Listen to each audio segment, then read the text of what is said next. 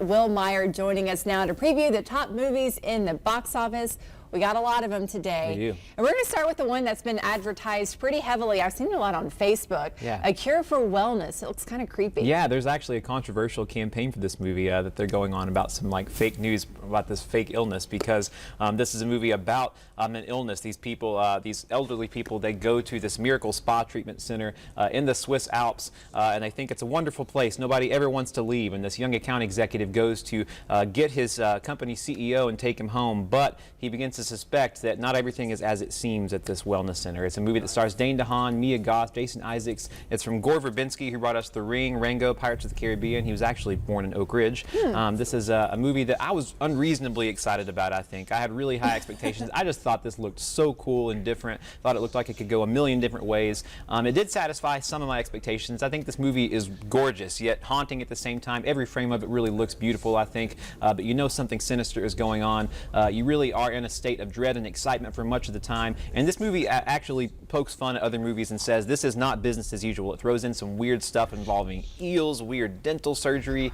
You think you're really in for something truly kind of groundbreaking, but at the 2-hour mark, your patience kind of starts to wear thin. This is a 2.5-hour movie, so that's pretty long for a thriller. Also, it really just becomes, you become aware that this really is a movie that you've seen before. It is pretty much business as usual, but it's a prettier version than most movies you've seen. The final half hour does get a little more bonkers, which is what I wanted most of the time, but then I guess I should just be careful what I wish for, because it goes completely off the rails in a silly and ridiculous way. But I thought it was really enjoyable for the most part. I liked it more than most. I'd say 2.5 out of 4 stars. All right, moving on to a 3-hour comedy. 3-hour German comedy. Yeah, this is a movie that is probably the most acclaimed movie of 2016. It's called Toni Erdmann. I've been waiting for this movie for a long time. It's a movie that is just so bizarre and so difficult to describe. They're remaking it into an American comedy starring Jack Nicholson and Kristen Wiig, which I'm thrilled that Jack Nicholson is back. But if there's ever a movie you could never remake, it is this movie. It's just so bizarre and so unusual. It's about a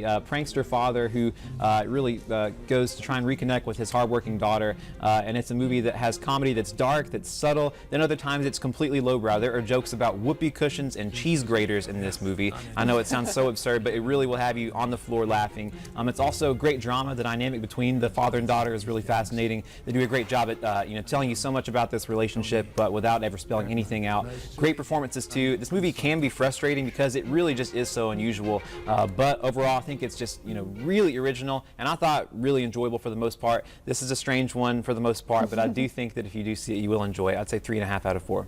All right, let's move on to one that a lot of kids and parents are excited about. Yeah. Lego fans, Batman fans. Lego Batman is here. Lego Batman is here. Yeah, this is a movie that this one had a high bar to cross because the Lego movie that came out a couple years ago, good. I loved it. Yeah, one of my favorite animated movies in recent years. Will Arnett is back as the really way into himself Batman. It's a movie that I was really surprised it's able to maintain that same sardonic tone and irreverent energy of the Lego movie. This movie goes a mile a minute too. There are seemingly thousands of jokes in this movie. They just fly by fast and furiously, and it's a movie that I think that you're going to be laughing for much of this movie. A lot of these jokes are throwaway, but a lot of them work. There's silly humor, observational humor here, a lot of jokes where it's making fun of things, but most of all itself here. It's a movie that I don't think has as much heart as the Lego movie, and I think that story-wise it feels a little obligatory. You're kind of like, please, let's just get on with it. But overall, I'm judging it compared to the Lego movie. Compared to other animated movies, this is definitely a cut above those. I really enjoyed it. 3 out of 4. Awesome. All right, moving on to one that is not so kid-friendly. Absolutely not. Yeah, it's talking about 50 Shades Darker. 50 Shades Darker. Yeah, this is the second installment in the series.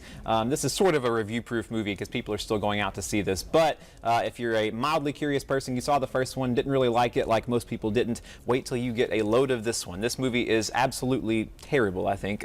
It has a lot of the same problems as the original, but they're really just amplified here. I think that there's no heater chemistry between these two. There are a lot of steamy R-rated scenes in this movie, but they're icy, they're boring. There was a woman beside me who was playing Words with Friends during most of them. I wanted to tell her to turn off her phone, but I really couldn't blame her because it was so dull. This movie is cringeworthy. You're going to laugh in about as much as you would in a Lego Batman movie. I'll stop the bleeding. I'll just say 1 out of 4 stars. All right, not a good review there. Okay, let's move on to the last one, John Wick. Yeah, John Wick 2. Chapter 2. Yeah, Chapter 2. This is the second installment in the series starring Keanu Reeves as the B-movie action star. This is a guy who isn't the boogeyman. He's the guy you sent to kill the boogeyman, as they say in the movie. This is a brutal, R-rated sequel that had also a lot of fans to satisfy, because the first one really, I think, was quite charming and quite fun.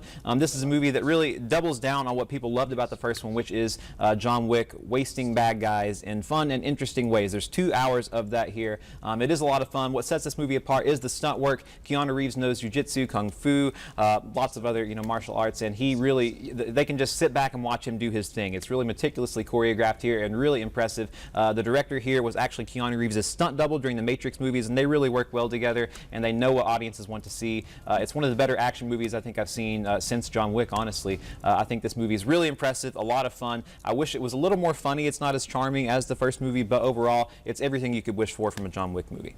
All right, now that we're kind of into award season, does that mean the movies are kind of falling off a little bit? Actually, it's been usually January is the worst month for movies of the year, and it's been pretty good for the most part. I've been surprised, so I think that we're in for a good year. All right, well, Meyer, thank you so much.